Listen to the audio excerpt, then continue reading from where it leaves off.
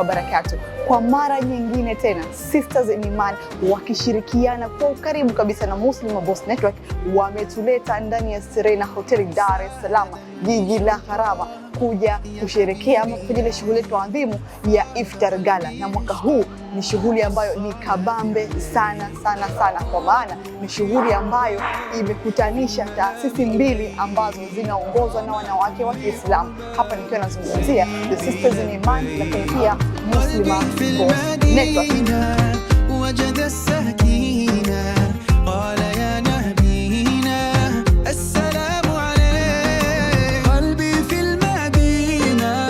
Kwa furaha kubwa na shukrani, napenda kuwakaribisha kwa moyo mkunjufu kwenye toleo la 4 la Iftar Gala. Tukio hili adhimu lililoandaliwa kwa heshima kubwa na Sisters in Iman kwa ushirikiano na Muslim Boss Network.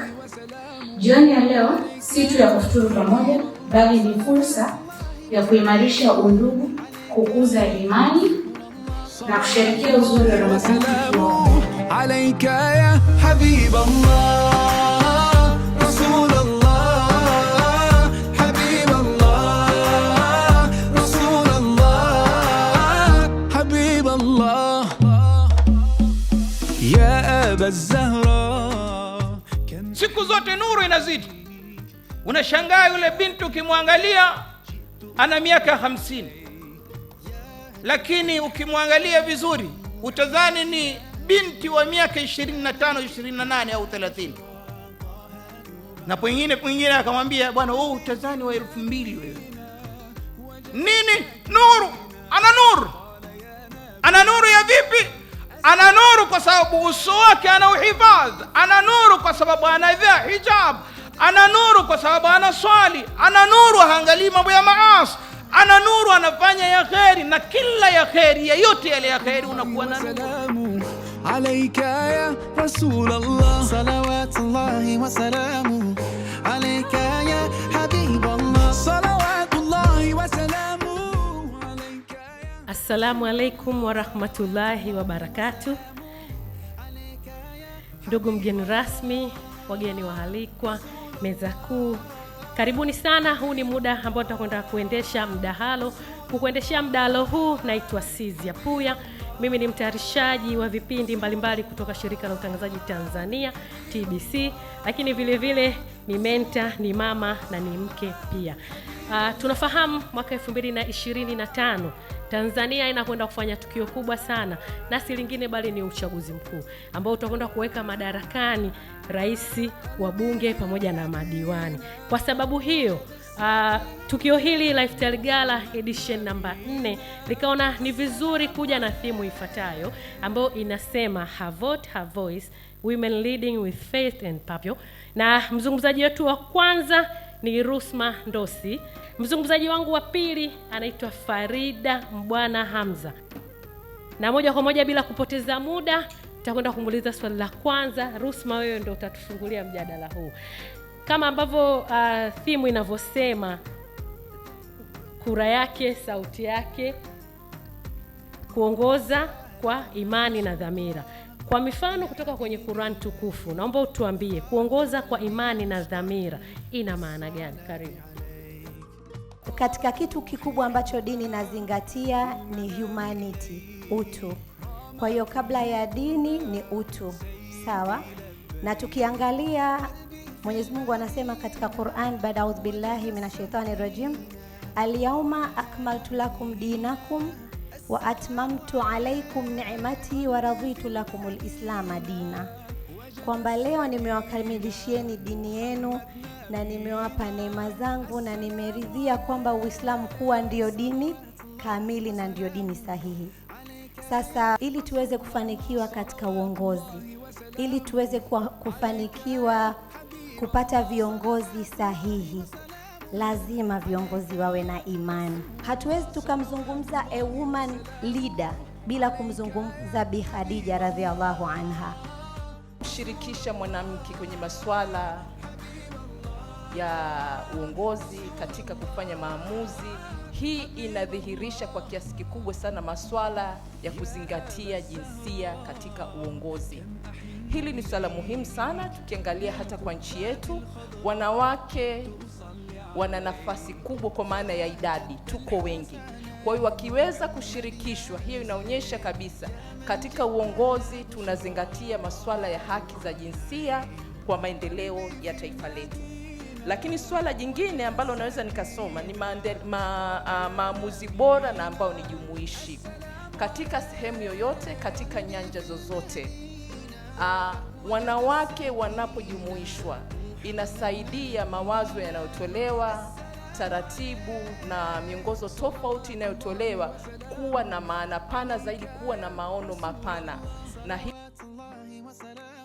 anaimaliza kabisa ni Mtume Muhammad sallallahu alaihi wasallam. Mtume amesema ar-rijalu shaqaiqun nisa, wanaume ni twins wa wanawake. Katika nini? Katika utendaji, katika ufanisi, katika malipo, katika kila kitu. Labda kuna sehemu tu ndo haifahamiki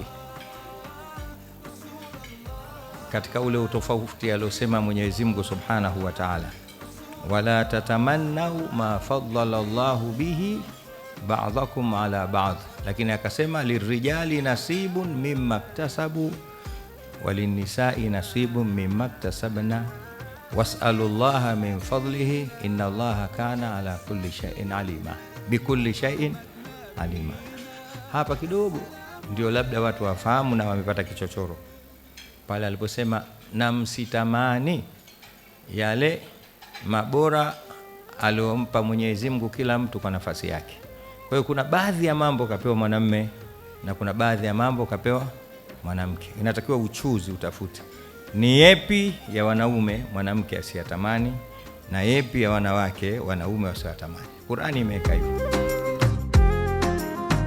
Leo nasimama mbele yenu kwa unyenyekevu na furaha kuu kwa ajili ya kuzindua rasmi jarida la Beyond the Hijab.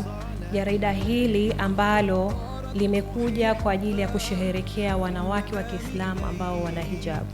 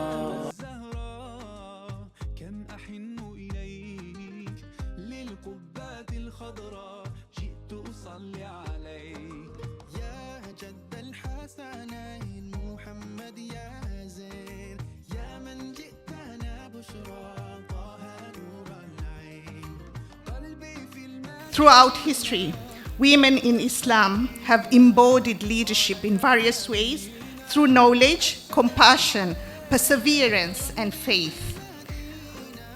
From the household to the highest position of influence, their voices have guided generations, inspiring progress while staying deeply rooted in Islamic values. My brothers and sisters in Islam, Islam has always recognized and uplifted the status of women. The first person to accept Islam was a woman, Khadija bint Khuwailid, radiyallahu anha, a successful businesswoman and the steadfast supporter of our beloved Prophet Muhammad sallallahu alaihi wasallam. She led with wisdom, generosity, and faith, proving that leadership is not confined to men alone. Kanirudishe imani kwa watu kusameana, kurudisha uvumilivu kwa watu kutambua nchi yao, lakini pili, kuongoza mapambano ya kazi katika kauli mbiu ya kazi iendelee. Mimi binafsi yangu nikitafsiri kauli hiyo na kauli yenu mbiu ambayo mmeisema leo, kura yake, sauti yake, mwanamke akiongoza kwa imani na dhamira, inathibitisha wazi kwamba mwanamke wa Kiislamu anaposimama akasimama mbele kama kiongozi, kwa hakika yote yanawezekana. Katika kipindi cha miaka minne ya Dr. Samia Suluhu Hassan, Rais wa Jamhuri ya Muungano wa Tanzania, tumeshuhudia mafanikio makubwa sana, ikiwemo pamoja na kusaidia sana mwanamke wa Kitanzania aweze kuwa na sauti inayosikilizwa. Mwanamke wa Kitanzania amepata thamani yake. Mwanamke wa Kitanzania ameongoza kwa mfano, na hata leo hii dunia inaitambua nchi yetu kwa mafanikio yake. Leo hii tunaposimama, Tanzania imekuwa kinara wa amani, Tanzania imekuwa kinara wa upatanishi, lakini Tanzania imekuwa kinara wa maendeleo. Haya yote yanatokana na uongozi madhubuti na sahihi kabisa wa rais wetu Dr. Samia binti wa Bwana Hassan Suluhu. Jua tumejumuika hapa wote kwa theme ya Her Voice, Her Vote, Women Leading with Purpose and Faith, na tunaye mwanamke namba 1 pale ambaye ameiongoza nchi yetu kwa hii theme yetu. Kwa hiyo tuna certificate ya kumappreciate Mama Samia Suluhu Hassan ambaye amekuwa ndo Bi Khadija wa era hii. قال يا نبي